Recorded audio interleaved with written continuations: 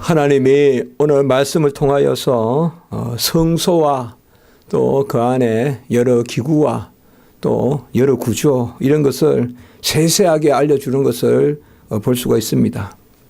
하나님의 질서는 우리의 삶과 또 가장 큰 구원의 질서는 생명과 관계되고 또 우리의 삶의 질서 그리고 무엇보다도 하나님의 성전, 성소, 오늘날로 말하면 교회의 어떤 그런 모습들, 모양들 그리고 무엇보다 예배를 드리는 그러한 모든 질서에 미치는 것을 볼 수가 있습니다.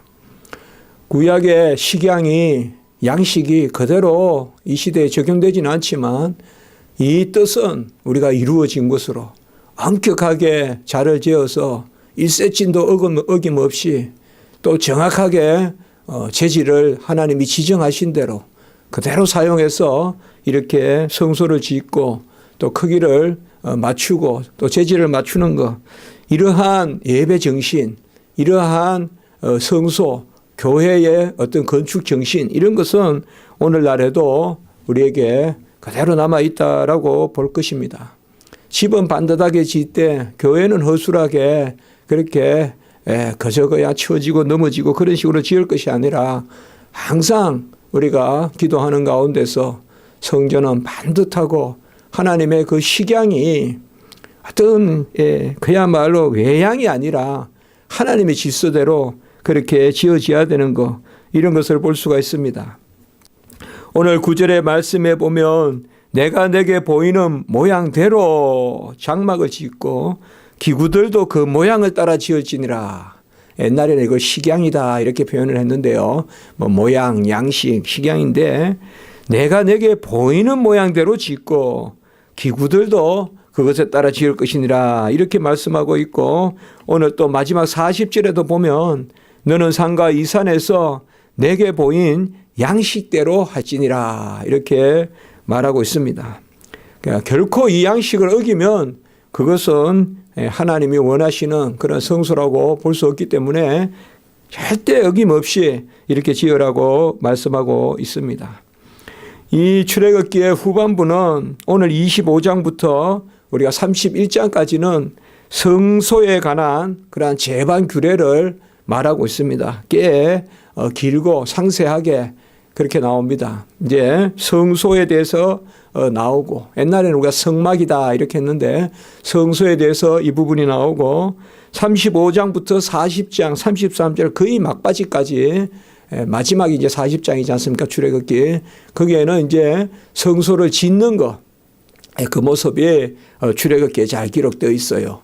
그래서 성소와 그 기구들 그리고 성소의 어떤 건축 이런 것들은 우리가 출애굽기에서 볼 수 있고 이제 레위기에서는 좀 더 그 성전을 성소를 짓고 이제 거기에서 제사를 어떻게 드릴 것이며 또 절기를 어떻게 지킬 것인가 이런 것들이 좀 더 세부적으로 또 잘 나타나 있다 이렇게 전체적으로 우리가 볼 수가 있습니다.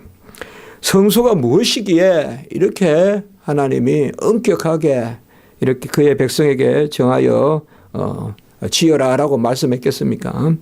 성소는 무엇보다도 언약의 그러한 장소입니다. 그래서 하나님의 언약은 물론 추상적인 약속이지만은 하나님의 언약은 항상 우리가 언약을 체결할 때 보면 제단을 쌓는다 이 말이에요. 제단을 쌓고 아브라함과 언약을 맺고 이삭과 언약을 맺고 또 베델의 제단이 있고 그런 것을 봤을 때 하나님이 제단을 쌓는데 이 제단을 쌓고 하나님의 그 오르락내리락 하는 야곱의 경우에 봤을 때 또 아브라함 경우에 봤을 때는 우리가 궁극적으로 봤을 때는 이삭을 바치는 그것이 아브라함의 궁극적인 제단이라고 본다면 바로 하나님이 어느 터에 어느 곳에 하나님이 특별히 이 언약을 체결하는 그러한 약속을 두신다는 것을 볼 수가 있어요. 특별히 구약적 상황에서 우리가 그런 것을 볼 수가 있습니다. 그래서 이 성소는 바로 언약의 터이고 이 성소가 궁극적으로 이제 그리스도의 몸에서 예수님께서 46년 된 해록 성전을 무너뜨리면 사흘 만에 다시 짓겠다. 그래서 결국 죽으심과 부활을 그 몸을 성전으로 이렇게 말씀하시고, 이제 신약 시대에 우리가 보혜사 성령을 받으면 고린도전서에 나오지만 우리 몸이 이제 성전이다. 그러니까 이런 것들은 결국 이 성소의 의미라는 것이 구원의 하나님의 임재와 그곳에서 우리가 온전하게 회복되고 영생을 얻는 그 터가 바로 또 이렇게 성소로서 나타납니다. 특별히 그래서 이 성소에는 무엇보다도 온갖 허물과 온갖 죄가 이 성소에서 사함을 받고 예배를 드리면서 그곳에서 허물과 죄가 온전히 사함을 받고 또 그 성소에서 기도함으로 백성들은 하나님께 간구하고 소원하고 그 기도 중에는 회개도 있고 소원도 있고 간구도 있고 그것이 바로 성소라는 것을 볼 수가 있습니다. 무엇보다도 임마누엘 하나님, 임마누엘 하나님의 온전한 임재와 능력과 그리고 그곳에서의 바로 하나님의 백성과의 교제, 교통 이런 것들이 전체적으로 이 성소에서 이루어지는 것, 그것을 우리가 성소라고 볼 수가 있는 것입니다. 오늘날 말할 바도 없이 예수 그리스도께서 그의 십자가에 달리신 몸, 그의 상하신 몸이 이제 생명의 산 길이 되는데 그 몸이 이제는 지성소에 그런 역할을 하지 않습니까? 이러한 것을 구약시대 때 우리가 성소를 통하여서 볼 수가 있습니다. 특별히 오늘 8절의 말씀 보면 내가 그들 중에 거할 성소를 그들이 나를 위하여 짓되 이렇게 말해서 내가 그들 중에 거한다. 그러니까 하나님의 백성 가운데 거할 지상의 하나님의 집, 베델, 지상의 하나님의 집, 그게 바로 성소입니다. 하나님은 편지하시고 만유 안에 만유시고 충만하신 분으로 안 계신 곳이 없지만은 그 백성 가운데 하나님이 집을 두시겠다. 베델, 바로 하나님의 집으로서, 하나님의 집으로서. 우리 예수님께서도 내 하나님의 집에서 이렇게 말씀하셨지만 하나님의 집이 바로 이 성소라는 것을 볼 수가 있습니다. 하나님은 이 성소를 짓는 그러한 재물을, 예물을 친히 그의 백성을 통하여서 받기를 원하셨습니다. 하나님은 그의 백성들에게 주고 그리고 그것을 받기를 원하시는데 오늘 말씀해 보면 3절로부터 쭉 이스라엘 백성들이 무엇을 내라 이렇게 나옵니다. 금과 은과 녹과 청색, 자색, 홍색 실과 배실과 염소털, 그 다음에 수작의 가죽, 해달의 가죽, 막 이런 것들이 쭉 나옵니다. 이것을 하나씩 하나씩 우리가 살펴보면 그것도 의미가 있지만, 우리 여기서는 좀 크게 보는 그런 자리니까, 어쨌든 하나님이 재질과 그런 자료와 재료를 다 정하시고 그것을 그의 백성들에게 바치라고 하시는 것, 이것을 우리가 또한 볼 수가 있습니다. 하나님의 집은 하나님이 짓는다. 맞습니다. 그러나 하나님이 우리 안에 거하시면서 우리의 것을 받으시고 그렇게 짓는다는 것을 볼 수가 있습니다. 다윗도 준비를 해서 솔로몬이 지었습니다. 물론 다윗이 지은 것, 그것은 하나님이 주신 것이죠. 백양목이나 다. 그러나 어쨌든 다윗의 손을 통하여서 이방의 그런 먼 곳에 그런 백양목을 가져오더라도 결과적으로 하나님이 그의 백성의 손을 통해서 바치게 하고 그리고 그것을 통하여서 짓는 것을 볼 수가 있어요. 교회는 그의 성도들이 짓는 게 원칙입니다. 어느 재벌이 뭐 교회를 하나 희사해서 그 건물을 해서 그 교회가 되는 거 아니다 이 말이죠. 그 성도들이 기도하면서 하나님 안에서 거하면서 부족하면 부족한 대로 하나님 안에서 모아서 그렇게 짓는 게 교회고 성소지. 뭐 그냥 우리 교회 하나 누가 주면 어느 공터 하나 없냐 그런 생각은 크게 봤을 때는 궁극적으로는 옳지 않아요.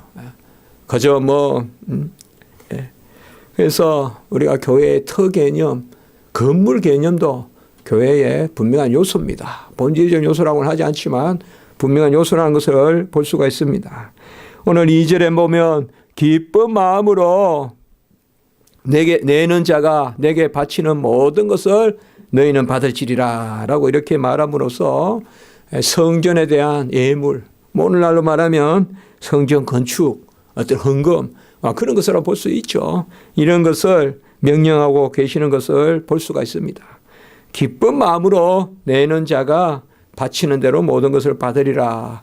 이 예물의 원칙은 모든 데 다 통하겠지만은 특별히 오늘은 이 성소를 짓는데 기쁜 마음으로 그렇게 내라. 우리가 고린도후서 9장 7절에도 보면 연보를 할 때, 헌금을 할 때 인색함이나 억지로 내지 마라라고 이렇게 말씀하신 것을 볼 수가 있습니다. 하나님은 자기의 집을 짓고 그곳에 거하고 임하며 임마누엘 백성 가운데 그 임재 가운데서 그들의 기도를 하는 터요, 회개의 터요, 또 은혜의 시은의 자리요, 은혜를 베푸시는 그 자리로 하나님이 성소를 두셨다는 것입니다.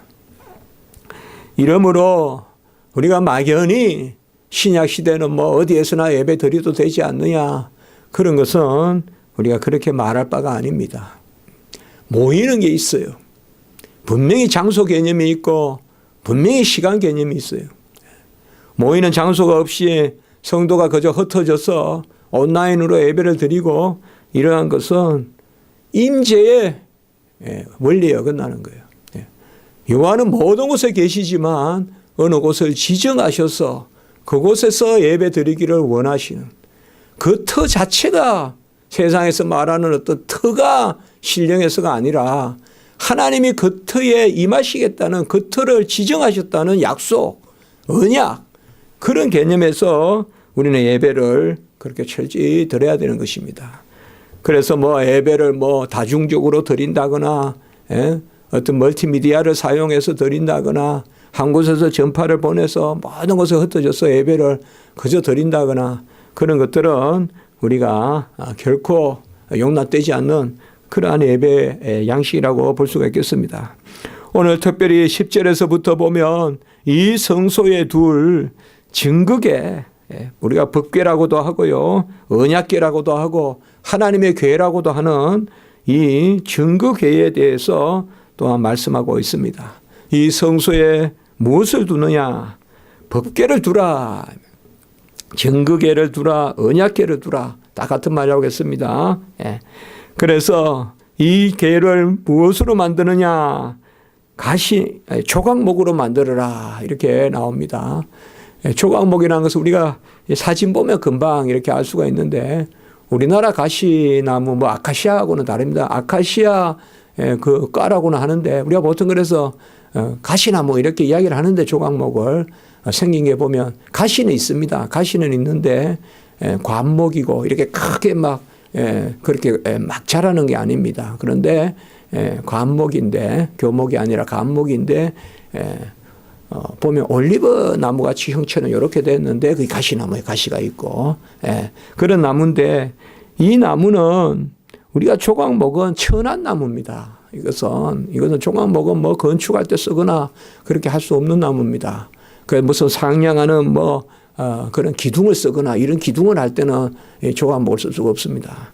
그래서 천한데 다만 그 특성이 단단하고 오래 갑니다. 그래서 하나님이 특별히 조각목을 가지고 만드시라 했는데, 뭐 어떤 분들은, 어떤 주석학자들은 이것이 바로 천한 우리 예수 그리스도, 그것을 상징한다, 뭐 이렇게도 주석에서 말하지만은 그런 것은 우리가 너무 그렇게 생각할 것은 아닙니다. 그냥 있는 그대로 받아들이면 되는데, 여하튼 조각목으로 만들어라. 하나님이 말씀하셨으면 조각목으로 만드는 것이요. 그래서 어쨌든 이 조각목이라는 것은 막 그런 우리가 생각해 볼 수가 있어요. 그냥 탁 치면 그냥 쫙 갈라지는 어떠한 그런 게 아니라 오밀조밀 우리가 정성스럽게 다듬고 해야 되는, 어떻게 보면 건축하는 그런 나무로서 길게 결이 나 있고 그런 나무가 아니라 이게 조밀조밀한 거라, 그런 측면에서는 우리가 정성껏 나무를 이렇게 준비하라는 그런 면에서 이건 아마 조각목을 가지고 준비하고 또 만드는 과정에서 그걸 볼 수가 있죠. 그러나 아무리 귀한 나무는 뭐합니까? 이 법궤가 1년, 10년, 20년 만에 썩는다거나 휜다거나 그렇게 하면 큰 소용이 안 되잖아요. 그러나 이 조각목은 당장은 그렇게 어떻게 뛰어난 나무라고 볼 수 없으나 오래가는 나무다. 오래가는 나무, 보존되는 나무.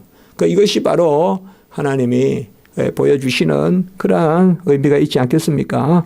우리가 알다시피 오늘 당장은 안 나오지만은 이 법궤 안에 이제 십계명의 그 돌판 2개도 넣고 또 만나의 그 망 아래 이제 만나를 넣은 이제 만나를 주신 것을 기념하는 그리고 아론의 쌍난 지팡이 우리가 히브리서 9장 4절에 보면 그것을 넣어놓는 그런 것이 바로 이 정극입니다.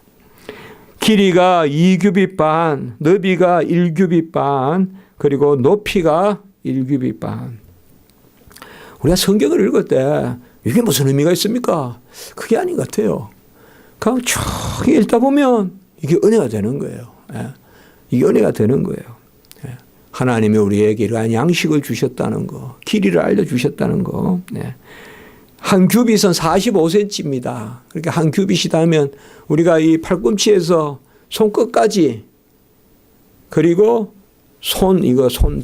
이까지 합했습니다. 그러니까 손끝에서 팔꿈치 플러스 손으로 지는 이거 합하면 이게 한 규빗입니다.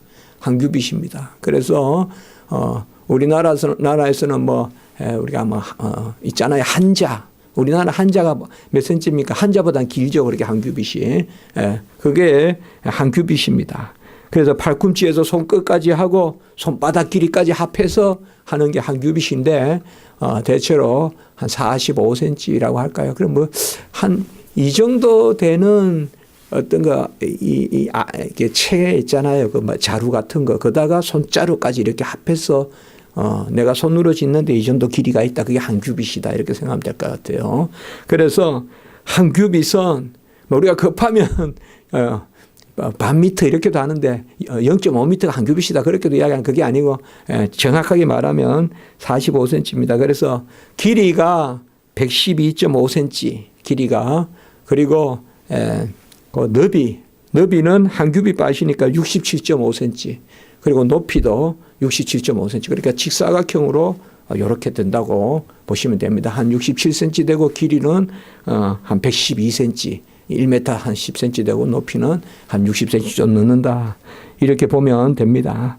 그래서 그러한 그러니까 궤짝을 그렇게 만들어라라고 그렇게 말씀하시고 뭐 거기에 순금으로 싸고 안팎을 싸고 이렇게 이야기합니다. 순금이라는 것은 가장 귀한 재물이고 또 순금은 또 그 특성상 알다시피 영원히 변색하지 않는 변하지 않는 그런 것을 우리가 알 수가 있습니다. 그리고 그곳에 금고리를 만들고 그곳을 깨어서 두 채를 만들어서 채는 이제 들고 가는 거거든요. 그래서 고리를 4개에서 만들어 가지고 그 고리에 채를 깨는데 잘 알 것은 넣었다 뺐다 하는 그러한 채가 아니라 이 채는 빼내지 말고요. 딱 고정을 시켜 놓은 겁니다. 우리가 조금 있다 보면 알다시피 그룹도 고정을 시키거든요. 천사의 그룹. 그러니까 우리가 법궤에 법궤 위에 이제 속죄판이 있고 그 위에 그룹이 있지 않습니까? 근데 이것은 하나로 다 묶여 있어요. 이렇게 채까지 들고 가는 것과. 이게 뭔가 하면 하나님의 변함 없음, 그 다음에 불변하지 않고 딱 붙어 있음. 그러니까 붙었다 뗐다 하는 것이 아니라 딱 이렇게. 그리고 천사들도 그 그룹도 딱 이렇게 서로 마주보고 있는 것도 서로 이렇게 딱 붙어 있게끔. 그러니까 오늘 여기에 보면 대체로 다 연결되어 있고 붙어 있다 이런 단어들을 우리가 많이 볼 수가 있어요. 그렇기 때문에 하나님의 이 임재와 그리고 차 있단 말이에요, 항상. 그러니까 이 식양들이 보면 뭐 우리는 보통 지으면 이렇게 하고 또 위에는 작게 이렇게 하잖아요. 이제 그렇게 하지 않고 속죄소도 똑같고 이렇게 올리는 모습들이 식양이 보면 하나님은 어떤 입체적이라기보다 완전한 것을 하나님 기뻐한다는 걸 알 수가 있어요. 완전하게 채우는 것을 기뻐하고 붙어 있는 것을 기뻐하고 영원한 것을 기뻐하고 뭐 이런 것은 우리가 굳이 뭐 이건 알레고리 해석을 하는 게 아니라 하나님이 원하시는 거예요. 하나님이 원하시는 거예요. 완전한 것을, 반듯한 것을, 그리고 오래 가는 것을, 영구적인 것을 하나님이 기뻐하신다. 변하지 않는 것을 기뻐하신다. 이런 것을 우리가 볼 수가 있어요. 그래서 하나님의 속성을 이 임재의 터가 되는 그 성소에, 그리고 특별히 법궤나 이런 데 그것을 보여주신다라고 우리가 볼 수가 있는 것이죠. 그리고 그 위에 16절에 보면 증거판을 계속에 둘지며, 이제 증거판 이거는 이제 위에 두는 게 아니죠. 증거판은 십계명의 두 돌판인데 이건 이제 나중에, 이건 아직까지 34장에 우리가 가보면 출애굽기 나오는데 그것을 그 안에 넣어놓고 이제 이 법궤 안에 넣어놓고 아까 말씀했듯이 여기는 요거만 증거판만 말씀하지만 이제 나중에 가보면 아까 말씀한 아론의 쌍난 지팡이와 또 만나 항아리, 그 망아리 그것도 넣어놓으라. 이제 그것은 우리가 알 수가 있습니다. 그리고 속죄소를 만든다. 속죄소를 17절에 보시면 만든다. 이 속죄소가 너무나 귀한 자리가 아닙니까? 근데 속죄소는 사실상 공간으로 보거나 이렇게 보면 가장 소위 존재감이 없어요. 뭐냐 하면 그 법궤 위에 그 판이 속죄소예요. 그 판이. 그러니까 그 판이 속죄소인데 이 속죄소, 이곳을 우리가 시언자다 이렇게도 말하죠. 시언자. 베풀시자 은혜 은자예요. 은혜를 베푸시는 자리다 이 말이에요. 그쪽이. 그러니까 우리가 지성소에서 여호와의 임재의 터가 어디냐? 마지막 터가 그 속죄소란 말이에요. 그쪽에 속죄소. 그 속죄소. 물론 그 안에 충만히 거하시지만은 그 속죄소를 우리가 히브리어로는 카포레트라고 하는데 이 속죄라는 말이 본래 허물을 덮다에서 나오잖아요. 카파르. 그래서 덮어주는 곳이에요. 덮어주는 곳. 우리의 허물을 덮어주는 곳. 우리의 죄악을 덮어주는 곳. 그것이 바로 카포렛, 바로 카파르에서 나온 거예요. 그러니까 속죄소다 이 말이에요. 이 속죄소가 시언자라고도 불리고 아까 말씀을 드렸듯이 그 두 가지 의미를 우리가 생각해 볼 수가 있어요. 궁극적으로 이스라엘 백성의 구원, 속죄, 회개, 그게 바로 이 속죄소의 은혜예요. 속죄소에. 그 속죄소 밑에 이제 법궤, 정거궤, 하나님의 궤, 언약궤가 놓여 있고, 이제 속죄소 위에 이제 찬송하는 천사가 있다 이 말이에요. 여기서 판이 속죄소란 말이에요. 그 속죄소는 시언자라고도 불리는데 이게 우리가 은혜가 되는 거예요. 이게 우리가 신약 시대 때 구원의 두 요소가 뭡니까? 바로 제사함과 의를 우리 것 삼아주시는 그런 은혜를 우리 것 삼아주시는, 우리가 의의 전가다 이런 말도 쓰지만 바로 죄를 사해줄 뿐 아니라 하나님의 자녀를 삼아주시는, 그렇게 그곳에서는 옛것이 지나가고 새 것이 되는 터, 그게 바로 속죄소예요. 그래서 속죄소이자 시온소이니까 그래서 옛것은 지나가게 해주시고 새 것이 되게 해주셔서 이스라엘 백성과 하나가 되는 곳이 바로 이 속죄소입니다. 이 속죄소를 덮으라라고 그렇게 말씀하고 있습니다. 그리고 그 위에는 그룹을 두는데 그룹들이 날개를 펴서 속죄소를 덮고 20절에 보면 그렇게 말하고 있습니다. 그룹은 천사고 천사가 하는 가장 귀한 일은 바로 두 가지지 않습니까? 첫 번째는 하나님을 찬양하는 거고 두 번째는 구원의 백성을 돕는 일입니다. 그래서 부리는 영인데 섬기는 영인데 바로 천사의 가장 큰 일이 바로 이거예요. 우리가 특별히 이사야 6장에 보면 천사가 날개를, 두 날개는 눈을 가리고 두 날개는 발을 가리고 두 날개로 날고 그 있지 않습니까? 그리고 그 천사가 그 성전을 꽉 채운다 이 말이에요. 천사가 큰 날개를 채운다.